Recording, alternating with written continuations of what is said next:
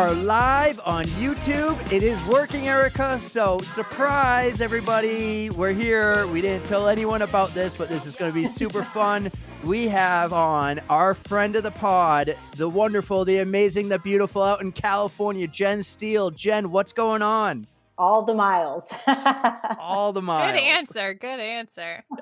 Yeah, this has been a fun experience for you because we're having you back so we can talk about your Chicago Marathon experience. So that must have had hundreds of training miles, and I mean, you look like you're smiling, so you went through it with a smiling face.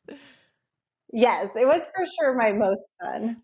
Before we talk Chicago, though, let's catch up. We talked to you back in March. How cool is that? It's been so long. We're still rolling with the podcast. While. You're still running the miles. What's new in your life since March? How was your summer in California? It was so fun. It was the first time that I've had kids in real summer.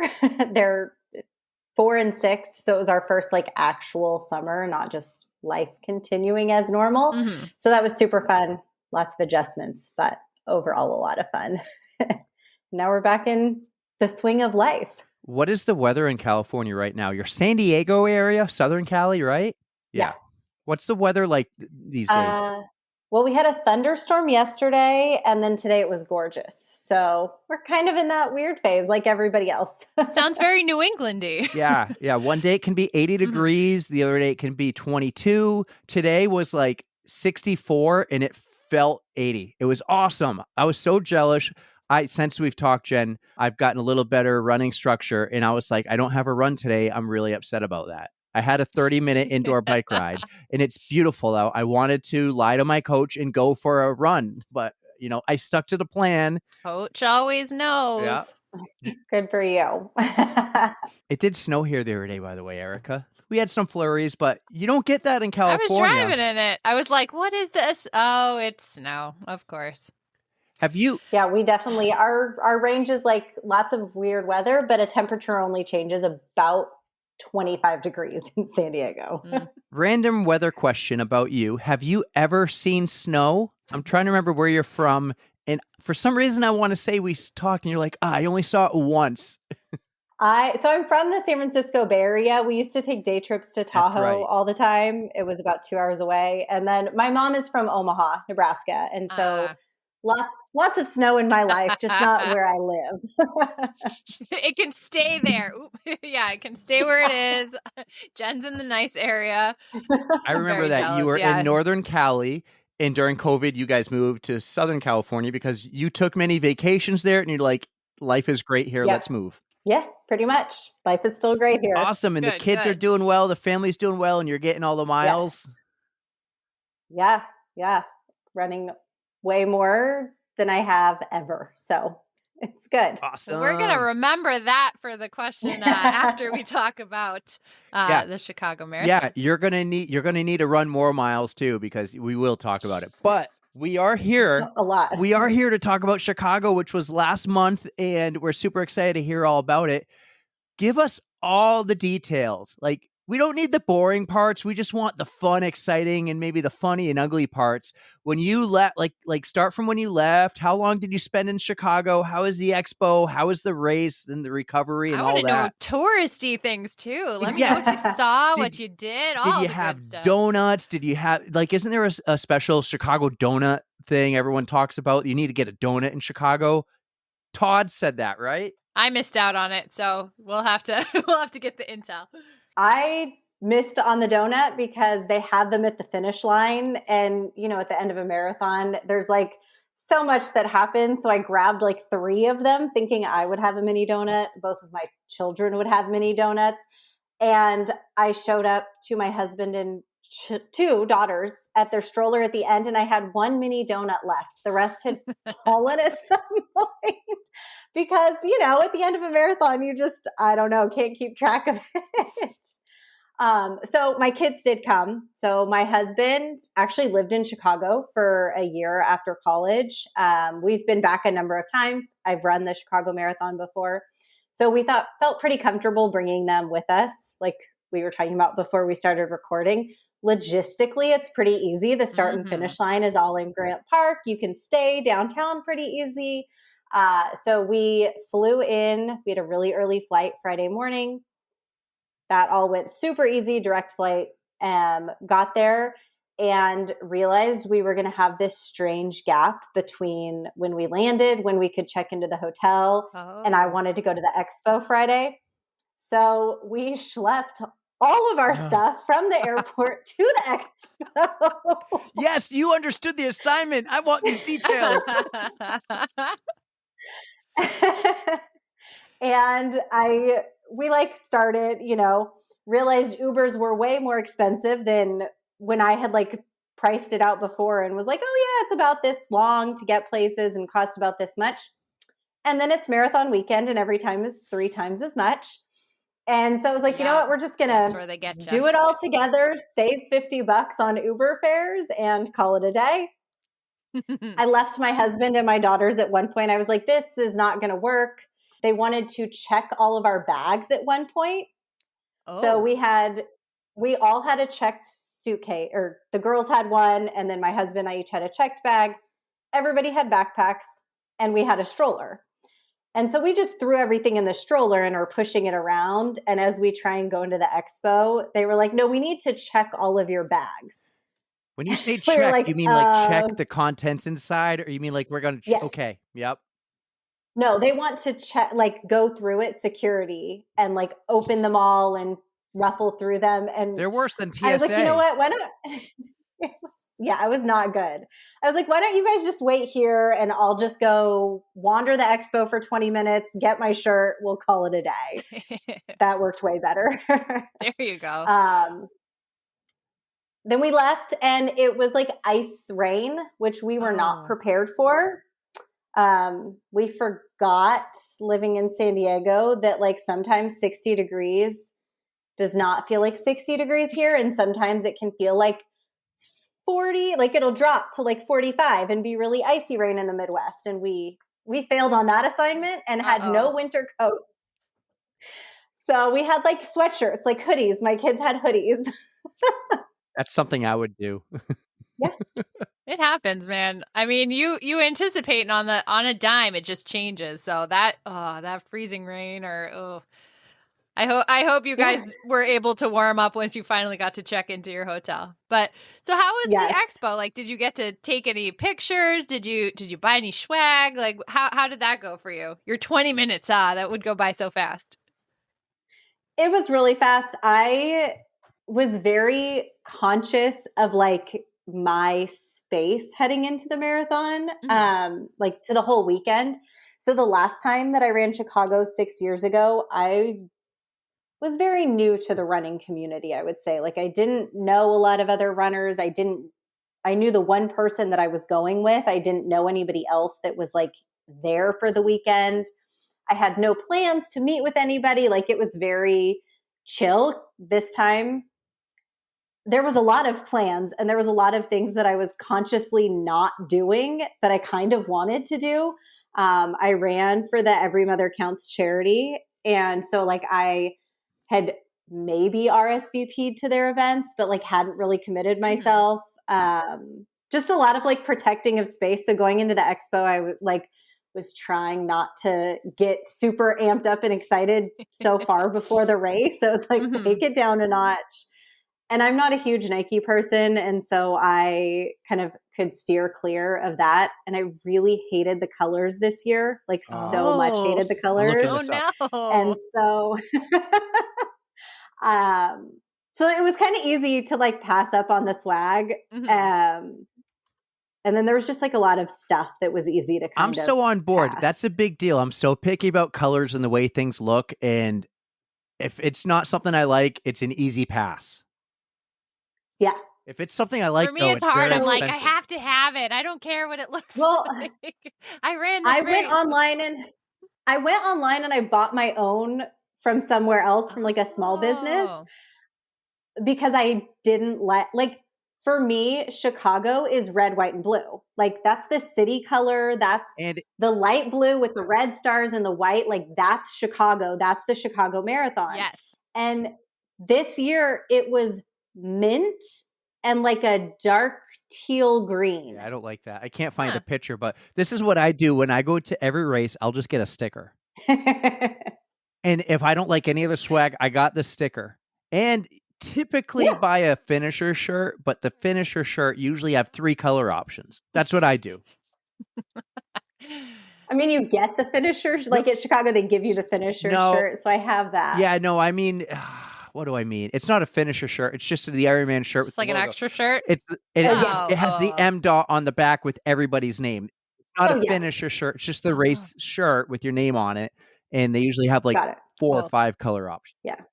So that's actually a great idea to just look elsewhere, because you know that everybody's making some stuff. Like, so since you mentioned it too, we'll talk about this later. Like, your first go at Chicago was the super hot year. So I remember that year. Yeah. But where was I going with this? Oh, so I remember like the one thing I got from the expo was actually like a North Face sweatshirt, and it had like this really cool like Chicago like billboard on the back, and that was like the one piece of swag that I like loved. And it wasn't Nike, it wasn't official, it was just like something I found at the expo. I was like, this is nice. Yeah. I'm gonna wear this. This is gonna get used, and I love it. So yeah, it's a good way to save like $150 too if you're not buying the Nike stuff. Right. I did make sure to get the poster, because Chicago has like a commemorative poster every year. And so I did snag one of those. Yeah. And then this was a very small off to the side picture opportunity. And I like found somebody and just asked them to take my picture. It's a great photo. And that was that. I love it. It's a great shot. Yeah. I'm going to go through some of your stuff here. So this is your kit for the race here. You're a Saucony girl. I like Saucony. Oh, that is such a good flat gen. That's a perfect flat gen. All the things. All the things. That's awesome. Yeah. It was perfect race weather. Like, it literally couldn't have asked for better weather for the race. And so it was like, had a tank top and sleeves, and I went back and forth on the shorts, but ended up, because I didn't bring anything else, ended up in the shorts that I planned on. Well, that makes your decision easy too. Yeah. So you arrived that is great news. So you arrived on Friday. The race was on Sunday, right? Yeah. Yep. So what did you do all day Saturday? We took my kids to the American Girl doll store. That was like how funny their surprise. So we did the same freaking thing in Florida. It's like, we're in Florida. We're going to a mall. Why are we going to a mall? But it's a big deal. It is a big deal, I guess. So the one in Chicago is a little bit different. Okay. It is like a mall unto itself. It's the flagship store for the American Girl doll. Oh. And it is 2 stories of stuff. 2 stories. And there's a doll hospital. There is a salon. There is a restaurant. And so we went and they shopped and picked their souvenir. And then we went to lunch or tea or whatever they call it at the store, which is actually a restaurant. Erica, do you remember early days of the podcast? We're talking like pre-teen episodes. I went to Florida. This is when we flew there, and I went and I threw up on the roller coaster, right? But we went to the the American Girl doll store. And I told you how you walk in and they have legit people there trained to cut the doll's hair. And they like give them pedicures and manicures, and they do their hair, and they put them in, and like they get a seat, and it's like, you can come back in 30 minutes, and they treat the doll like a real person. That must have been so fun for your girls. They must have loved it. Were they like out of their minds excited? I was out of my... Well, and we didn't tell them. So they're like newer to American Girl dolls. And so we didn't tell them what we were doing. We just said like, on Saturday, we have a surprise for you. And then they're like walking from our hotel down Michigan Avenue. And we're like, this is the surprise. And they're like, no, like my older daughter, she was 6. She was so mad. And then we went into like a candy store and let them pick, giant lollipops. And that was a little bit better, but she was still like, we're like, oh, let's go see the lake. Like, no, we live by the ocean. We don't care about the dumb lake, Mom. Like, they were so not into it. Aww. And then we turned to the corner and we were like, oh, go in here. And you can't really tell from the outside. They didn't know what they were looking at. So annoyed. And then like her eyes are like saucers and they just don't even know where to look. So I have a video of them like going into the store and like running around like they just can't even handle themselves. It was That's perfect. funny. That's funny. Yeah, It's that such a store. cute That idea. store I is love something that, else. actually. They got a doll for everything. I remember I had one actually. When they first came out with the ones that you could customize to like look like yourself, I got one of those for Christmas. So how old was I? Must have been like 10 or 11 or something. That's even a little too old for dolls-ish, but I loved that thing. It was really cool. It had little glasses because I had glasses too. It was a blast having those. But if your I never doll, got to do the experience like if that. your doll breaks their arm or something, you send them to the American Girl Doll Hospital, and it's a Wow. whole thing. It's super Fix her expensive. right up. I think it's Oh. cool though. When we took Adeline, it wasn't a surprise. She knew leading up. I was going to the store to get my doll or to get the accessories for the doll. I bought one accessory for her, and it was a backpack that she can carry with her doll because I knew she'd want to bring it to Mims, which is my mom. Grandma is Mim. Mhm. And anywhere else in the backpack had like a window so the doll can always be looking. So I'm like, that's a good purchase. Wow. Got to protect those expensive assets. Useful. Yeah. I will say that my daughters, I have not bought them a doll. My daughter's dolls are hand-me-downs from my cousin who is 22, and they last I'm proud of forever. you. So we can laugh about the replacement of them, but like a 15, 16, 17-year-old doll, Yeah. like you wouldn't know I'm it. proud of you, Jen. That's That's a great. smart move. That's top-notch parenting there. We'll see how long it lasts before I get guilted into buying them another one. All right. So Saturday night, big day. You probably don't forget to set the alarm on the phone and probably 5 alarms. What did you eat for dinner? And what did you drink? Did you have beer? No, I did not have anything to drink the day before the race. The day after I did, or the day of the race, but not the night before. We went to just an Italian place. It was very hard to find reservations the night before anywhere. So we just went to Italian that was like around the street at 4:00 because that was when I could get reservations. Take it. By the time right. By And the that's time like we your left lunchtime at home.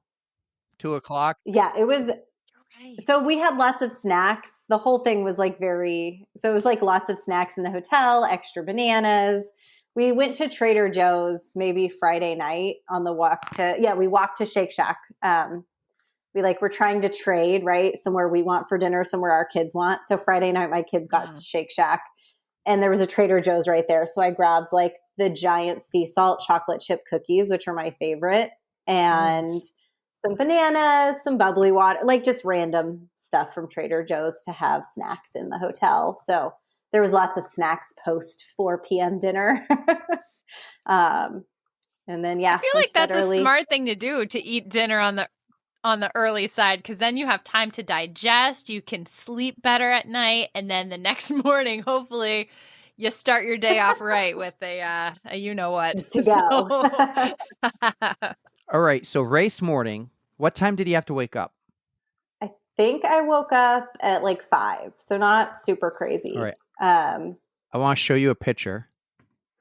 You posted this picture and you said, sitting in my corral, waiting for the race to start. Oh, I should have read the whole thing first. I was going to say, did you really make this post before the race? I was like, well, in the corral, because you wrote this long post, but okay, that is at the 2017 Chicago Marathon. So that's a carousel, and I just did like a back and forth. I snapped a quick picture, but wrote it afterwards. So that was in 2017, and then there's one that's like that. So what was your goal going in this year versus 2017? Because we knew like you were coming back for redemption. Yeah. So 2017, I think my goal was sub 5 hours. And this time I wanted 4:10, sub 4:10 was the goal. I did not get, long story short, I did not get it. Okay, we care about the experience. Oh yeah. I still wanted, I'm still chasing lots of things in the marathon. But yeah, that was the goal going in. And then my like other goals were that I wanted to execute a marathon, like everything in my control. well, because I felt like I hadn't done that in a marathon. I had underfueled or undertrained or just decided, to go out too hot, all the things that, all the mistakes you make in a marathon. And so I wanted to execute what I could. And that was like a huge goal for me in this, and that one I crushed. Great. Nice. What was your fueling strategy for this time around? So my favorite fuel in this training cycle in general, pre-long run, became Pop-Tarts. Huge fan of brown cinnamon sugar Pop-Tarts. All over that. That is a great choice. 70 grams of carbs. How do you carry them? In like 400 calories. So just before, like that's my breakfast is Pop-Tarts. Yeah. Smart. So and smart. Then it's so good. And then I had a banana right before, like maybe 20 minutes before the official start. And then I think my start was 8. I was in wave 2. And then I crossed the start at like 8:12 just because it's so huge. So you had enough time to digest the banana and then be on your way. Good. And then I used the Scratch, just newer, released like a high carb drink mix. You two should be best friends. Love the high carb too. I'm a big fan. And Scratch and probably everything. Sounds like it. So I used that heavy the first chunk. And then in my training, I did that with Humagel. And then I would switch the Humagel and then the Awesome Sauce from Spring Energy, I think is who makes that one. But I would switch between those two. Very cool. Very nice. Yeah, I've tried that Awesome Sauce. It tastes like apple pie. Like literally if you took a piece of apple pie, including the crust, and you blended it, and that's awesome sauce. It's very interesting. Except not the texture. The texture is not so gross because I can't do some of the other, like the goo. I hate the texture of goo, like the goo brand goo. Can't do it. But like Humagel is okay, and that one is okay. Morton, that's somewhere between like it's more of like an apple saucy kind of texture to it. So it's like easier to digest than just straight up like sugary, gross. I don't like booze either. No, not for me. So it took you 12 minutes to get through the corral to the start line? Wow, that's crazy. Yeah. So it's really that big. Yeah. I've never been there to imagine it, to picture it, and 48,000 people at Chicago this year. Insane number. Was that a new record this year? Huge. I feel like that's the biggest one they've had so far. It sounds like it at least. Yeah, I think so. Yeah, it definitely was up there because it was nowhere near that big back in when I ran it in 2017. I think it was like 35, so way bigger. What's the vibe of the city the weekend leading up? Like 50,000 people in the city, more than that. You brought your whole family. All right, let's just call it 100,000 people are going into the city just for this race. Like, what's the vibe of the city? And also, how far were you staying from the start? And potentially, like, how far away did some people have to stay? And would they get bussed in the morning? Or how did you manage logistics? I know you said it was easy, but how did you and others, you think, manage it? So we were about 2 miles from the start, a mile from the finish. Grant Park is pretty big. So even though you start and finish in Grant Park, there was still a difference there. So I actually was trying to save my legs. So I took an Uber race morning. I booked it ahead of time to a friend's hotel that was about a half a mile from the start. So I wasn't going directly into the start. And then we walked over together. They did have public transit going early for the race day. So I think there was anybody who wasn't staying close was taking public transit in. But in general, it's just like the marathon takes over the city. Or people have no idea. Like the guy who was my Uber driver at 5:45 on Sunday morning, the day of the race, he picks me up at 5:40 to take me. We passed the first like water stop. So we're driving down, the roads are open still. And I was like, "Oh, are you going to be done after this and take off?" And he was like, "What the is happening?" And I was like, "Oh, there's a marathon. There's about 50,000 people that are going to run. All the roads are closing." That's hilarious. Oh man, he did not get the memo. Oh no. He's in for I a think treat. that either you were completely oblivious and you just figured like it was a busy weekend in Chicago, or you were like part of it and it was, felt very much like you were taking over the city. Well, the city, and I know Grant Park for that matter, does host some huge events. So maybe sometimes they're just used to that always being a big event. Like they had a freaking NASCAR race in Grant Park this year. So they're used to holding big events, whether it's race cars or runners. They're, I guess, used to it. They figured it out. It's a beautiful spot too, because it's right along Lake Michigan. You ran along the lakes. I was going to call it Oceanside, but no, Lakeside. Nice try. Yeah. That was the shakeout was on the lake, and then the race isn't super. You get glimpses of it, I feel like, on the race I feel course. like when you go, what is it, like mile 8 before you go into like, is it Boys Town? Like right, that's like your only real chunk of the lake you see until you're like right at the finish, and boom, you're back in Grant Park. Yeah. And then the beginning, it's like a very pretty sunrise that morning, and so you could see it then too. But nice. not so much during the race. You're making me want to go back so bad. Well, I just we did, and I don't know if I have announced it officially yet, but we did put our names in for the lottery. I have not told my wife.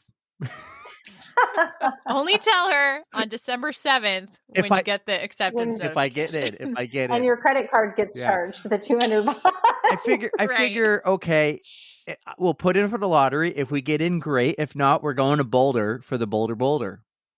I can pull one off, maybe two. We'll see. If I get in, I'll try for both. Yeah. My wife works nights and weekends, so I just have to pull through and like get babysitters and stuff to help out. But so we haven't talked about the actual race yet. Redemption time. Did you get it? How'd it go? It went so much better in so many ways. I think the best way to sum up the redemption side of it is I texted my friend who I ran with in 2017, and the text was something to the effect of, I don't remember running about 9 miles of the course. And I had to go back and look at a map because I didn't remember running through Chinatown. I didn't remember running by the Bulls Stadium. I didn't remember running by where the Blackhawks play. I didn't remember Same place, by the way. Huge. They're like on. I'm just giving you a hard time. I don't know that. Right here. It's like I swear there was different things that I ran by. There was like huge swaths of the race that I literally had no idea that they existed. Like if you had told me that Chicago didn't have a Chinatown, I would have been like, yeah, okay. Because I just didn't. I was like so far in I don't know where, the Pain Cave or something the first time that it just was not even there. I think I remembered I remembered all through Boys Town, and then at about probably mile 14, couldn't remember any of that until about mile 23. And I was like, oh, there's the porta potty I used the last time I ran the race. The things you remember. Yes.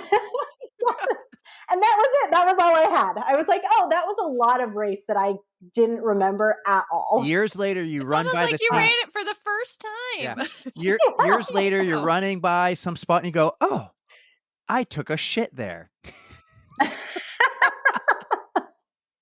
That's what we're here for. Oh, that's awesome. That friend you were texting about 5 years ago when you ran, that was like your best friend's husband, right? Yes. Yeah. See, I remember. I'm smart. Yeah, that was exactly it. I had a good memory. And he was like, oh, no, I remember that. I was like, oh, no, I don't. That was how much pain I was in at the time, is that I just blacked it out. So I feel like this time I did a really good job of being present and like enjoying it.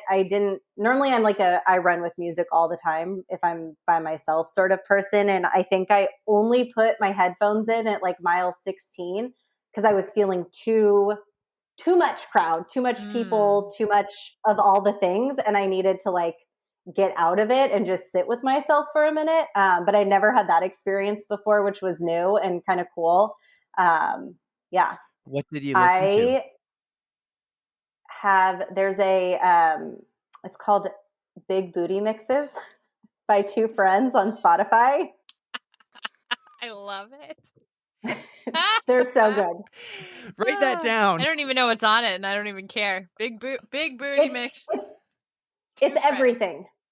So it'll start with like Willy Wonka and the Chocolate Factory songs, and then it'll go to like 50 Cent, and then there's Be a Little Panic at the Disco, and then there's a random 3-second quote from some movie, and then it'll be something else. Like they're super upbeat. They're just fun. Randomly, it's very Liam intrigued. Neeson from Taken. And he goes, I don't know who you are, and I don't know where you are, but I have a particular set of skills, and I plan on using them. And then it goes right into Jack Black. This is the greatest song in the world. I totally screwed up that line, by the way, from that movie. I totally screwed it up. I don't care. I love it. I'll check it out. And then a lot of Taylor Swift. Oh yeah, when you listen to Taylor Swift, all right. when you listen to music and you're running, and if there's a song you're like, man, do you go next song, or do you let the playlist play through? It depends. So like in those mixes, you can't, because it's almost like a DJ set. So it's like a 1 hour. Oh song. yes, okay, that's so cool. And they're short, so then you just like know it'll be done in 30 seconds or whatever, a minute. But otherwise, if it's like an individual song, I will totally skip. I gotta try that. Would you? I'm going way off track, but would you run? If you had to raise money, say Boston Marathon, you have to raise 10 grand for $1,000 towards your donation. Would you run a random marathon listening to Baby Shark on repeat? Definitely not. All right.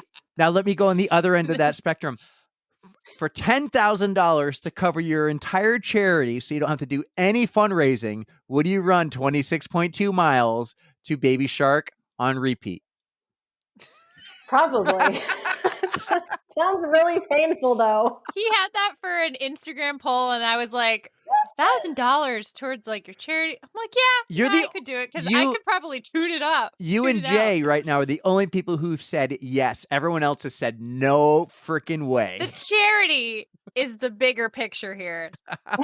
You're already suffering for your 26.2 miles. What's a little extra, like the earworm? I mean, I also think that you haven't been forced to listen to it. You are correct. All the time. So I think that makes a difference in how painful you know that it is. Although, are any of you guys Ted Lasso fans? Yes. So, Jamie Tart, Jamie Tart.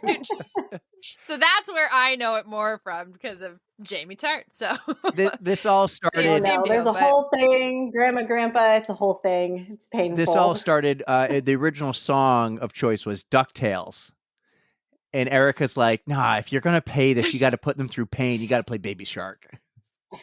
No, speaking of that, Lena found me a fantastic version of, it was like a remix of DuckTales. No, it's all been all over Instagram and TikTok lately. I've heard it too. Yeah. That must be the one. Yeah. But it's like, I think it's Tipsy. It's Tipsy / DuckTales. And I was like, that's a different story too. I would probably listen to that. It's a banger. I think anything on repeat for a whole marathon, though, would be really painful. But if you're, even if it's your favorite song, I think. But if you're a really fast runner, you can be like, okay, I could get through this, and I could do 3 hours of that. But if you're like a 6-hour marathoner, the faster the song is over. Yeah, exactly. For those like 6-hour marathoners, it'd be like, oh man, that is rough. 6 hours of Baby Shark. It's like what is the Taylor Swift has that song All Too Well that's 10 minutes. Mm-hmm. And so I don't know if you've seen the memes on like the Taylor Swift math that it's like, oh, it's only 6 All Too Wells or whatever. I just have to run 1 more mile. That's like 1 All Too Well. It's fine. I like that. You're a Swiftie, aren't you?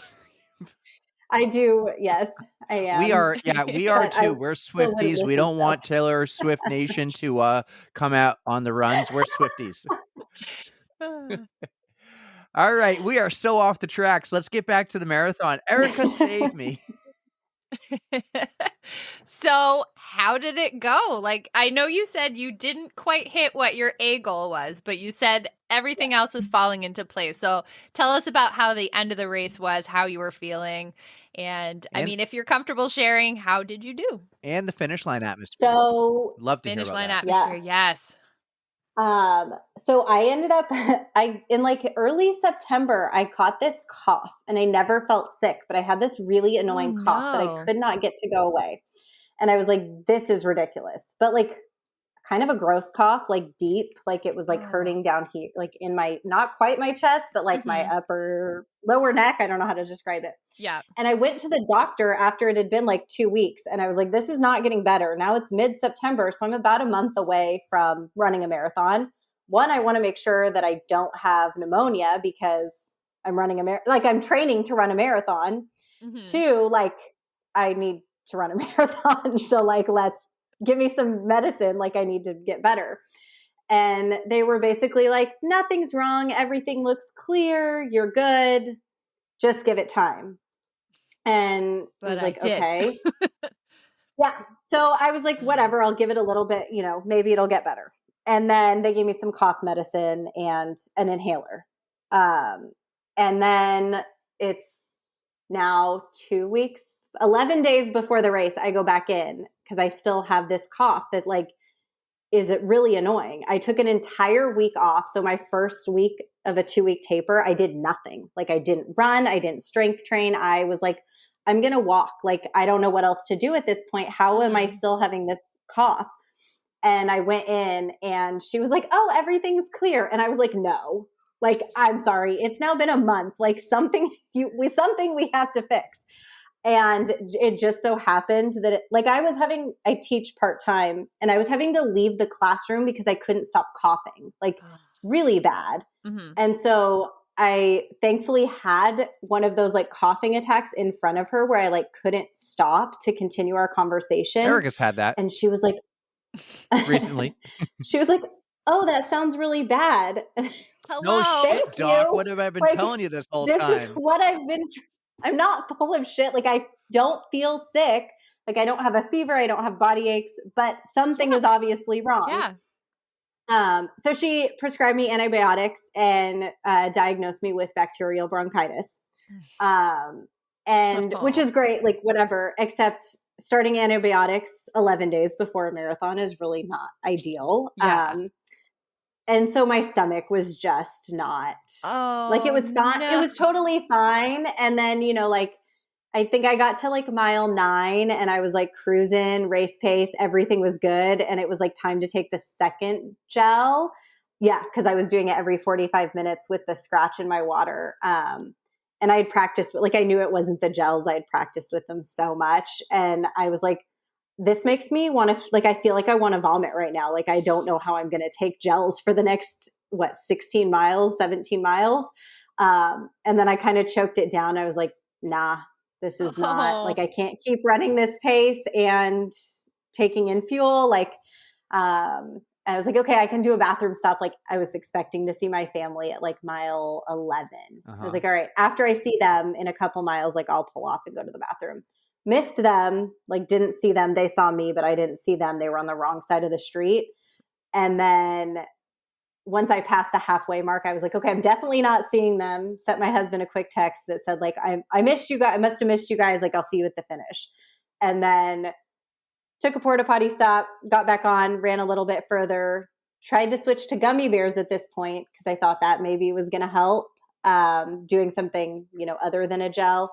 It was fun, but not great. And then at like mile 16, I had to pull off again for the bathroom, maybe threw up a little bit, really was unhappy stomach. And I was like, I'm just going to have fun with the rest of this race. Like it is what it is. Like I just can't hold what I wanted to for race pace. And then did not take in any fuel the rest of the race because I was like, I'm not going to keep going to the bathroom. Like, this is dumb. My stomach is mad. Like, just run it. Jen. I'm so sad. So I just had fun the rest of it. And it was so fun. It was like, okay, like talk to people and see the dogs and hang out and soak in the atmosphere and cheer for other people. And was the first race where I didn't walk a single step.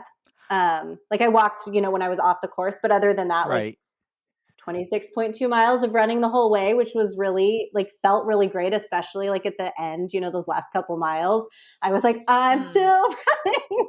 And so many people are walking and falling apart at that point. And I was like feeling really good.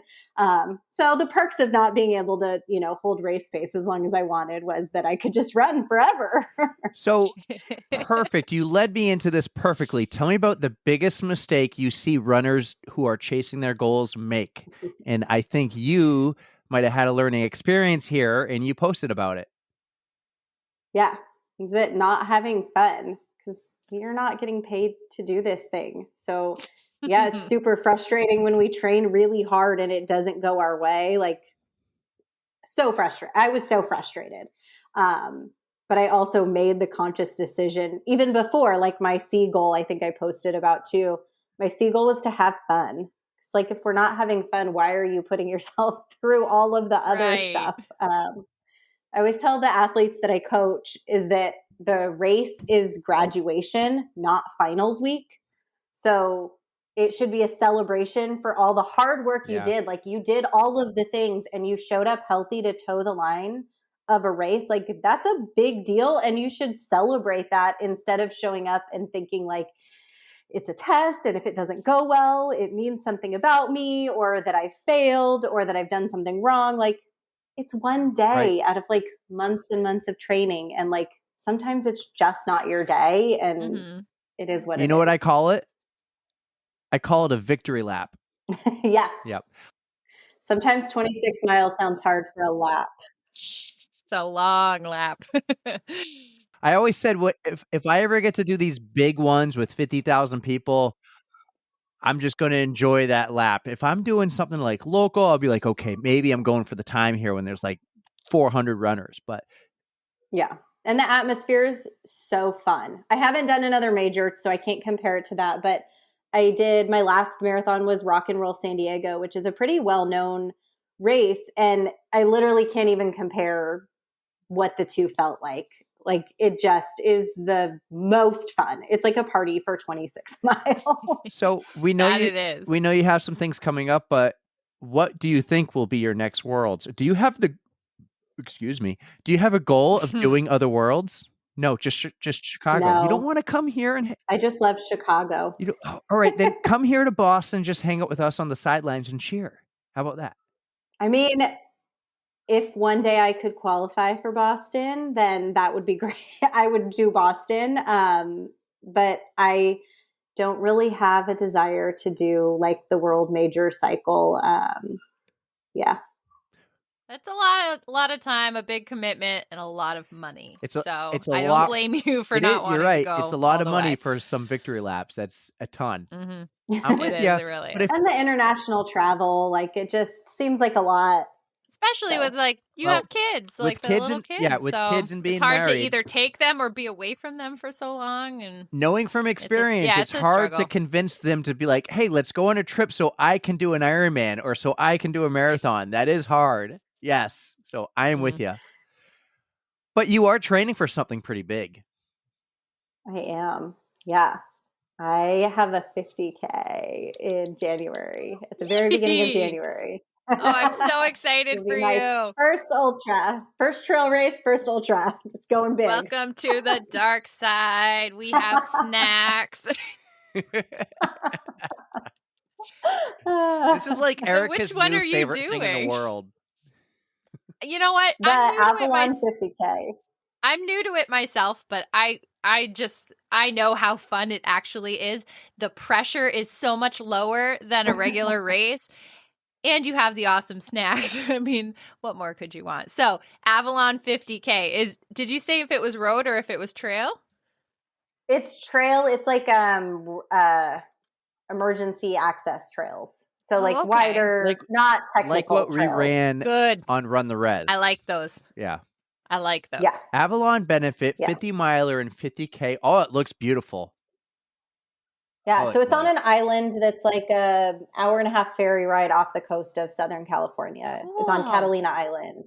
How cool is that? And it starts in like the little town there. And so we literally run around it. And that's the race. One lap or is it loops?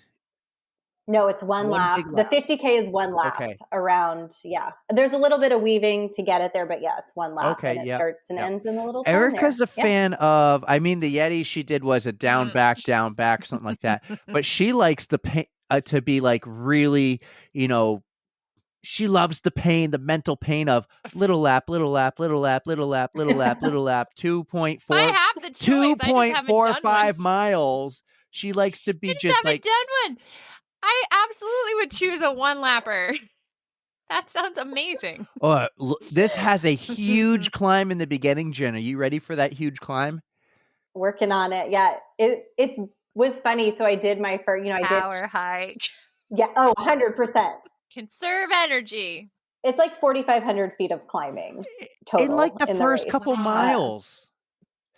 Well, it's like and, the first probably 8 miles. It's like 2 peaks is kind of the race. So it's like 8 miles up and then down. Yeah, you have 66,000 feet, 6,633 feet of climbing during the entire. Oh, that's the 50 miler. 50. Damn it.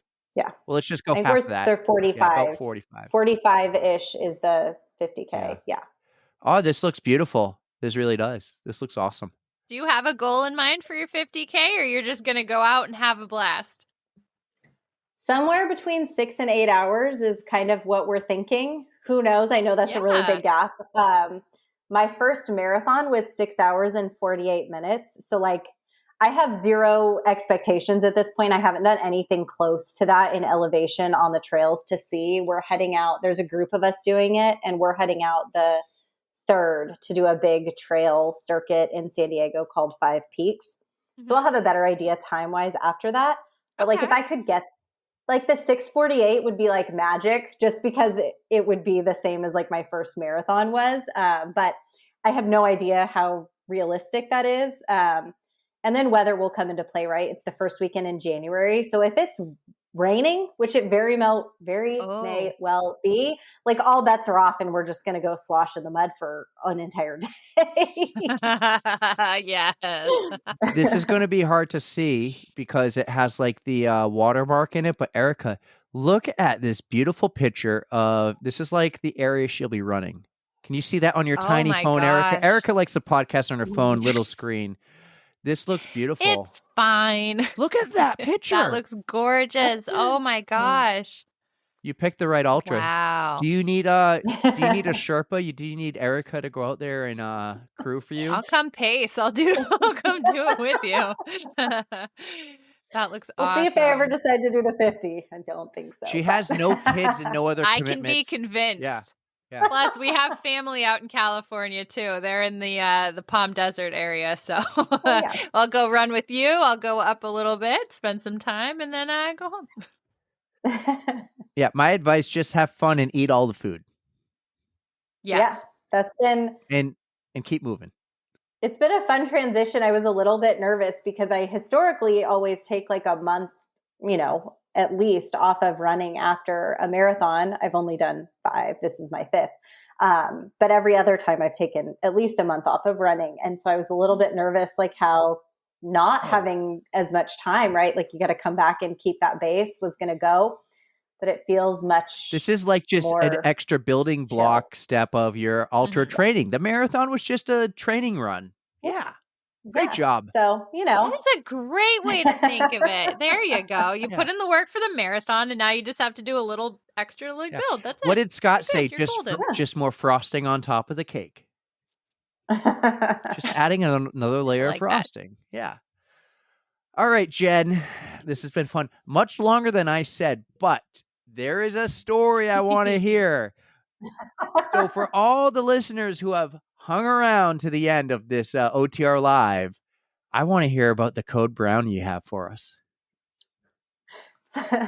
So I met a friend. I met an athlete actually that I was coaching in person for a run at like 6:30 on a Friday this summer. And we did our like half an hour run together. She was a beginning runner. And so it was short, sweet. She leaves. We're at a public park, permanent bathroom set up. I go pee real quick and then head back out for my run. I go in the bathroom and the lock is like one of those circle locks with you just turn it to the left or right. Yeah. Yeah. Like a deadbolt. And I go to unlock it and it just spins in a circle. Just spins. It's a one stall bathroom. There's nothing else. It's just, you go and deadbolt the door and it's spinning in circles. I knew the maintenance crew had been out earlier. Like I'd seen them cutting grass. So then I start banging on the door as hard as I can. There's no real window. So I'm just in this room. Oh The no. doors, it was terrifying. So I call my husband after a couple minutes, hoping he was going to have some helpful advice. And all he said is, do you want me and the girls to come? And I was like, no, what are you guys going to do at 7:00 on a Friday morning? Like, no, there's nothing you can do. Uh-huh. So then I start dialing 911 and literally just kicking and hitting the door and playing with the lock as I'm hoping something is going to I don't know, something is going to happen, trying not to have a panic attack as I'm doing it. And of course, as the 911 operator answers the phone, the door just pops open. And just by itself, just never mind. Boom, door open. Yeah, something when I was the kicking and the hitting, something must have knocked the lock loose. But it was terrifying, probably 5 to 7 minutes. Where I was oh my God. Oh my God, what am I going to do? I would have 100% panicked. Ooh. 911, what's your emergency? I'm locked in a oh, the door opened. I'm good. I thought this was going to be another Dave McGillivray porta potty, you got trapped in one of those, but this is worse because there's really nothing you can do. You're like, eh.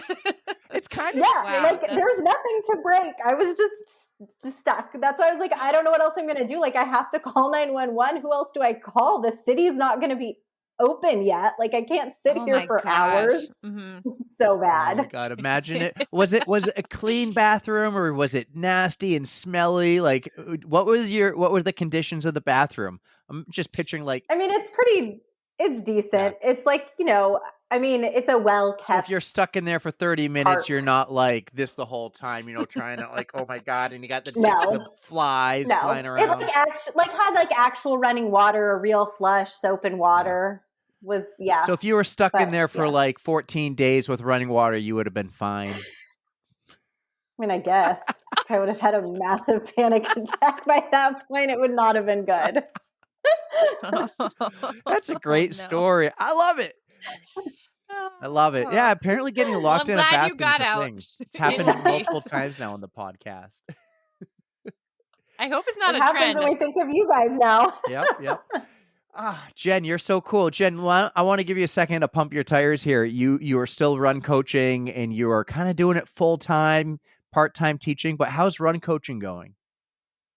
It's going really good. I have a couple of spots on my roster right now, but lots of people are starting to think about those 2024 races, which is super fun. A couple people starting to train for Boston and that kind of thing in December. So I am launching a group coaching program, which I've never done before, kind of on my own for half and full marathon. So it's just small group coaching program, 20 athletes tops in a group.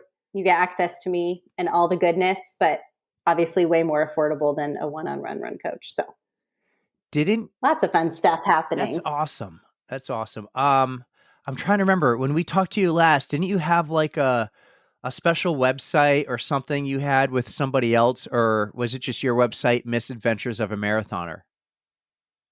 It was probably just my website, Misadventures of a Marathoner. I'll throw that in the show notes for you guys if you want to check out and find Jen. But yeah, this is so cool. So did you get to meet one of your athletes in Chicago too? Did I see that? Yeah, I got to meet a bunch in person, which was super fun. Yeah. I hosted a small shakeout. I had 5 athletes that I currently coach one-on-one that ran Chicago. And so I got to meet 2 of them at a shakeout run. And then I met up with 2 other ones at the start line. And one was in the same corral as me in the wave. So we hung out, ran the first mile of the race together. It was so fun because most of my coaching is virtual. Yeah, so that's cool. Getting to meet people in person that I've talked to virtually for years and years is so fun. That's so cool. That is amazing. Yeah. Somebody else ran into me at the airport, one of my other athletes who we just couldn't connect with life happening when we were there. Mm-hmm. We're going through the airport, I have the strollers and the kids and the whole 9 yards. And she ran up, she's like, Jen, I thought that was you. I was like, oh my gosh. And when you meet with your Well, athletes, the airport's better than nothing, right? Yeah, oh, for sure. It was so fun. I take when it. you meet with your athletes virtually, it's like a video chat like what we're doing here too? It kind of depends on what works for Yeah. them. So if video chat works, like obviously it's nice because then you get to see somebody's face. But other times, people usually work with a run coach because they're super busy and don't have a ton of time to like spend researching their plans and doing all the logistics. So sometimes it's chatting on the phone in the car on the way to drop a kid off at gymnastics or, whatever the case may be. So Well, I think it says a lot to hear that you've met up with some of your athletes for the first time after talking to them and getting to know them for years. So that means they've been with you for years and just whatever's going on is working for you and them. And that's a great sign. So yeah, we'll put the link in our notes. And for anyone listening who wants to hit Jen up for some run coaching, or if you got some big plans in 2024 and you're like, oh, this Jen girl sounds awesome, because she is, check her out. Oh, this is so cool. Erica, you thank have you. anything Yeah. else before we go off the airways of YouTube Live?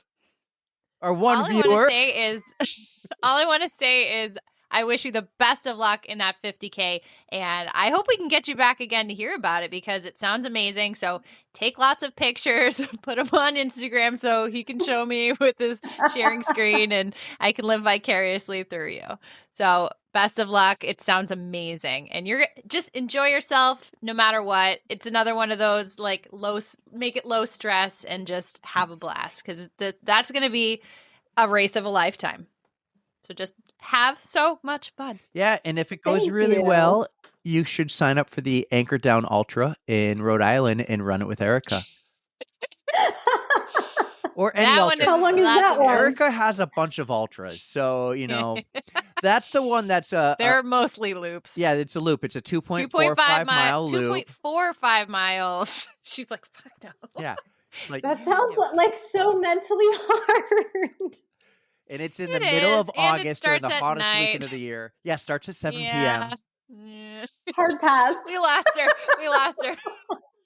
Come here to New Well, Hampshire I'll for the find a hamster good wheel. one and we can reconvene. She Yeah. wouldn't want. I go hamster to wheel. bed at like 7 a.m. or 7 p.m., 8 p.m. So like, although I would We'll have the find time one change working in my favor. We'll find one and start you off like on the slow side. So we'll do like a 12-hour so you can still be in bed by by a reasonable hour. There you go. There you Yes. go. It probably couldn't be here because any temperature here would be like winter for her.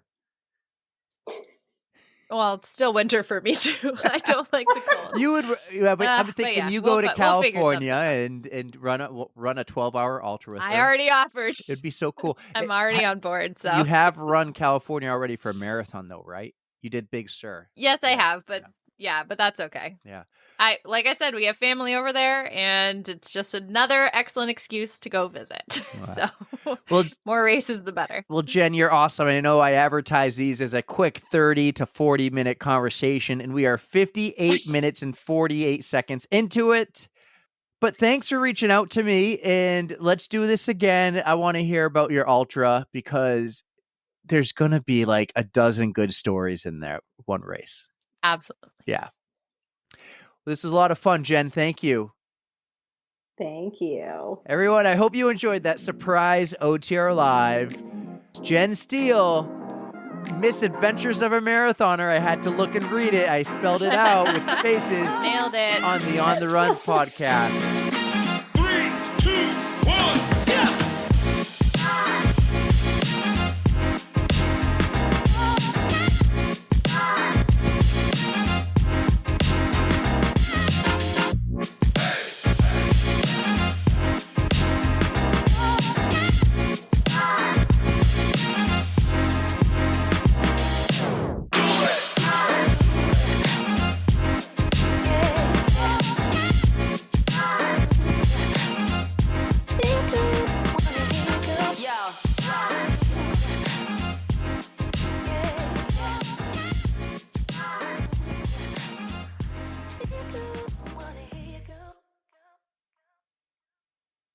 You know we love you, and don't forget to stretch.